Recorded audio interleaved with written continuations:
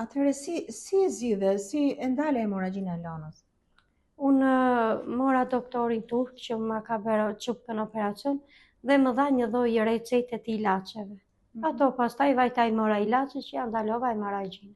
Sa ata nuk më pranuan më, se më thanë do shkosh në Turqi. Edhe u detyrova, pastaj mora doktorin, më dhanë ilaçe. Do me thonë, ty nuk të refuzon spitali shtetëror, sepse ti ke shkuar je kuruar jashtë. Në të vërtetë ata të përzuan që në fillim nuk pranuan. Po, ata nuk ma kanë pranuar që ditën që e kam lindur gocën mua. Nuk ma kanë pranuar. Edhe unë u detyrova, shkova në Turqi që i kam bërë operacion. Edhe deri sot që goca po ndiqet në Turqi për operacion për shkakun e shtetit tonë, që nuk më kanë pranuar.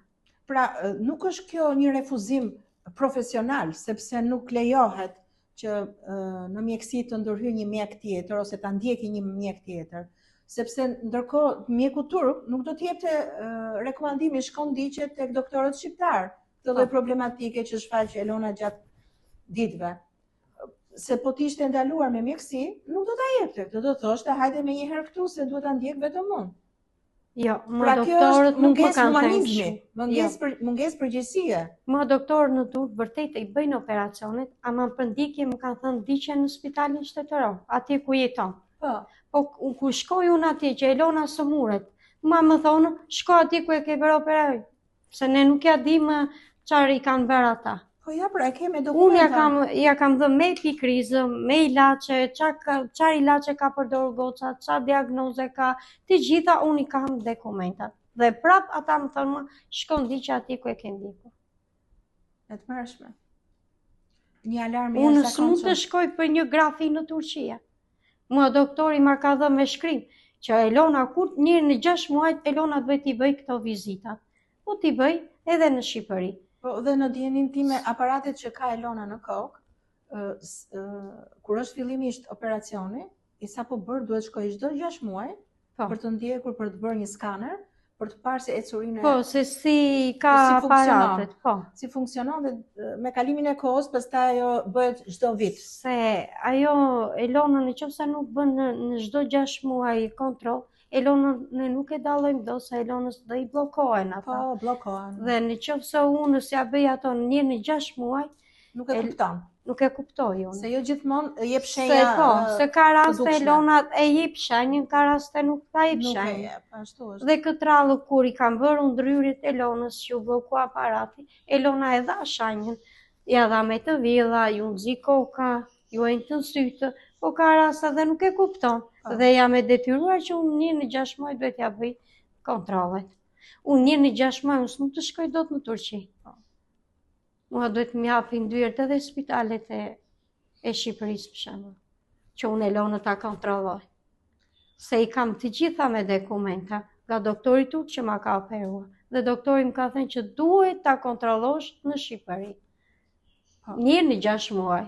Mua këta më thonë, jo, shko atje ku e ke ndjekur. Tash unë s'mund të shkoj në 6 muaj në Turqi. Ç'njerëzore për mua.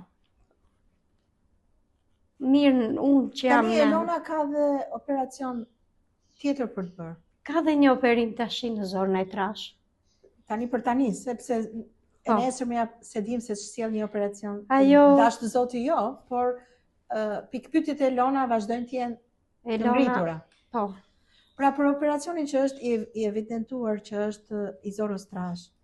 Ti do të shkosh ta bësh në Turqi sepse është një operacion i vështirë dhe kërkon një spital të kualifikuar dhe doktor. Dhe për këtë të duhet ana prap ekonomike. Prap, shumë ekonomike, madhe se Elona e ka zorën e trasht dhe ka shumë probleme zorën e trasht Elona, se nga që i kanë bërë dhe ato legenin, shtyllën kryezore, i kanë bërë dhe aparate, Elona e shumë. Elona ka bërë dhe një operacion në bark, duket. Po, Elona kishte një mish të huaj në bark. Po, dash zoti i doli mashkull. Po. Por e hoqi prap një siklet. E hoqi prap atë. Do të thënë Nuk mbarojnë. Nuk mbarojnë. Po nisën të flasin për gjithë operacionet, për 23 operacionet nuk mbarojnë. Nuk janë pak, janë shumë 23 operacione. 23 dhimbje kam unë. Dhe nuk kanë dalur akoma, se Elona vit për vit dhe të më operimeve. Edhe nuk e dim a do ndalen. Dhe njerëzit gjinden njerëz që ndihmojnë, por ndihma duhet jetë si thosh e siguruar, dhe këtë siguri e jep vetëm shteti. Sepse njerëzit njëherë ndihmojnë, njerëz të ndihmojnë. Njerëz ndihmojnë ose kanë mundësi sot, s'kanë mundësi nesër. Pra ti do të jesh gjithkohës në pritje kur sëmundja nuk pret. Po. Nuk pret. Dhe vetëm këtë zgjidhje e jep vetëm shteti, i cili duhet marrë përgjegjësitë. Po shteti nuk merr përgjegjësi për Elonën. Jo vetëm për Elonën, por për të gjithë fëmijët duhet të marrë përgjegjësi shteti. Po. Se rasti Elonës këtë radhë, nëse unë nuk e shpinja në Turqi, Elona nuk do jetonte sot. Shtetit unë i kërkova dhe nuk më ndihmuan. Pikërisht, pra kjo është një thirrje, sigurisht për shtetin i cili duhet marrë përgjegjësitë e veta për rastet duhet t'i japi dyert për këta fëmijë dhe të situatave si Elona, akoma dhe më shumë, për dhënë shërbimin, qoftë ty në shtëpi, për dhënë shërbimin social, që dhe ti të kesh mundësi. Po unë si nën, për shembull, të dal një herë të pi një kafe me një shoqe, të çlodhem edhe pakun, ta harrosh pak, ta harroj pak dhimbjen. Po unë nuk i kam këto. Se dhe unë... Apo të flesh pak të... Po, të qetësohem një 2 orë apo 3 orë të flesh pak një gjumë të... Sepse me Elonën është dikush që kujdeset. Unë jam non stop me Elonën. Unë s'kam një njeri që të më qetësoj pak. Që të dalë, të qetësojmë pak, apo të flej paka. Jo. Unë jam non stop me Elonën. Pra shteti duhet bëj dorë. Të verë shumë dorë, dhe i bëj thirrje shumë të fortë, të verë dorë për këta fëmijë dhe për nënat që po e vuajnë, të dhimbjen kaq të madhe.